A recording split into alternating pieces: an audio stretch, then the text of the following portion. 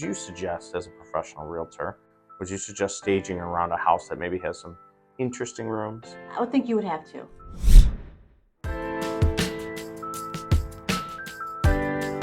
All right, Lori, home staging. Yeah. Why is it important to stage your home, and what scenarios would you suggest we do it in? So what would you say that one of the reasons to do it is? To develop an emotional connection. When people see furniture in there and placed strategically, they're like, oh, my furniture can be like this. I can see myself living here.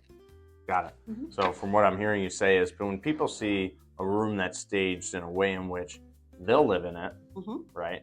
They start to visualize them living there. Yes. Right? Yeah, I'd agree with that. What other reasons would someone want to stage the house? There's an increased perceived value in the home. Like if you declutterize, depersonalize, it increases the value. The buyer thinks like, yeah, I can see myself living here. Yeah, so when they see really nice furniture, right, which typically staging doesn't have stains on it, it's not typically beat up, right? Yep. It's not typically well used like a family home. Speaking of someone with new, young kids with Cheeto stains on their couch, right? These things don't happen on a staged home, right? So people walk in and it feels very luxurious in comparison to maybe some of the furniture that maybe I have.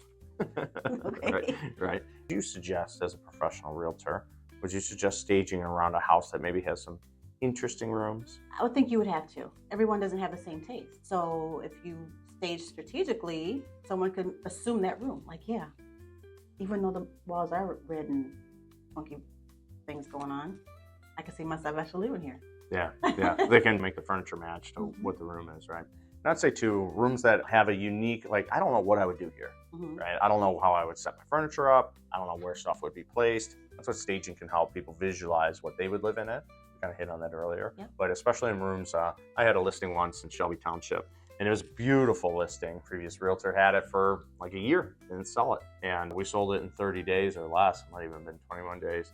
And actually sold it above list price. I think we listed it for $750 and it went for like $775, maybe $8 a couple years ago. And they had a couple rooms where it was a two-way fireplace. And on the other side of the fireplace was this weird like hexagon room, right? And I'm standing there like, I don't know what someone would do in this space, right? You just put a couch in front of it, right? And you just stare at the fireplace.